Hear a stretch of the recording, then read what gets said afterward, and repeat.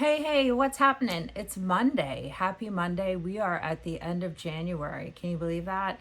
It's January 31st. It's also 110, day 110 of my journey since I found out that I had pancreatic cancer. And I hate even saying the word, so I just usually try to say since my diagnosis. And today I have a CT scan. I'm waiting for my tumor markers from the end. Well, it's actually, I had tumor markers done that went down as a reminder. They went down over 400 points from December to the beginning of January. And then from the beginning of January until just a few days ago, when I had my tumor markers done, I don't have my results back yet. And I just called and they said because he hasn't signed off on them yet. It's like, what's the point of having access to the portal if I'm going to have to wait 6, 7 days for the results? So here again, frustration with the Western medicine, frustration with this particular office. I didn't have any of these frustrations my first go around when I had issues with my breasts and that diagnosis. It was fairly, for such a devastating diagnosis, it was fairly easy compared to this one. I was diagnosed. I pretty much decided right away that I was going to have a double mastectomy with reconstruction all in one surgery. So I was happy about that. I'm happy with my implants. I was happy with the fact that I was cleared and I didn't have to have chemo or radiation.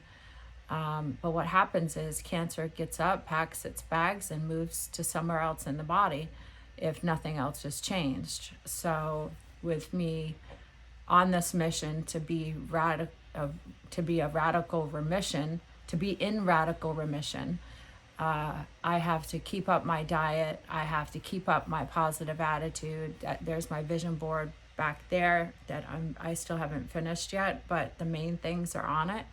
And that's my number one thing, is to be radically in remission. And what that means is that my tumor markers will still keep going down. The size of the tumor may go down, but it's sort of status quo. Like everything that I'm doing has halted the growth and stopped the tumor from thriving. And people live this way for years. I'm talking to a woman now, Anne, who has been living this way for 21 years. She was diagnosed with pancreatic cancer. She didn't do therapy. She didn't do anything like that. She did the traditional Eastern medicine and some other diagnostics. So coffee enemas, which I'll be doing my first one this week. And those are a daily thing. I'll be doing those at the Mexican treatment facility as well.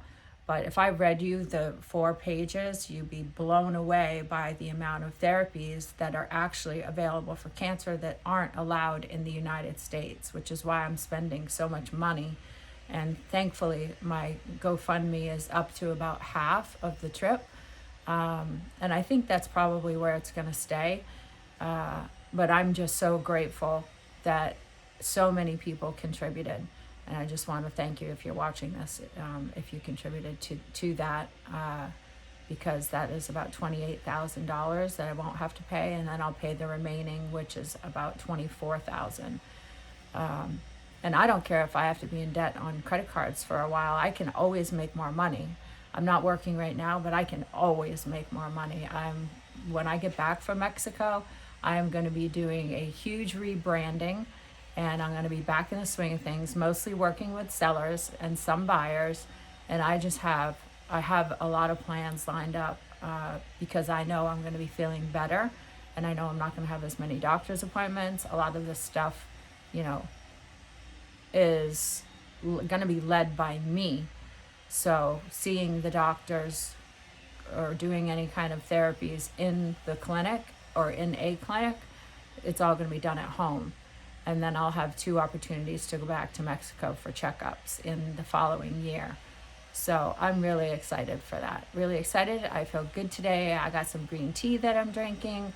My mental health is on point. I do want to finish my vision board because there's so many things that I want to do. I want to take my girls on a few trips. Cheryl, one of my best friends, she wants to go. Well, she said, if you could go anywhere by the end of the year, where would you want to go? And I said, the Maldives. So we are manifesting a trip to the Maldives.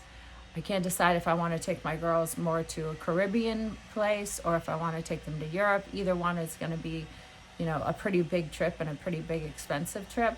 So I want to make sure that I'm healthy enough to go, and that obviously I've got to work to make that money back, and then pay off those credit cards. So, but that's the thing. We can always make more money. And people get down and out about that, and that's a different video.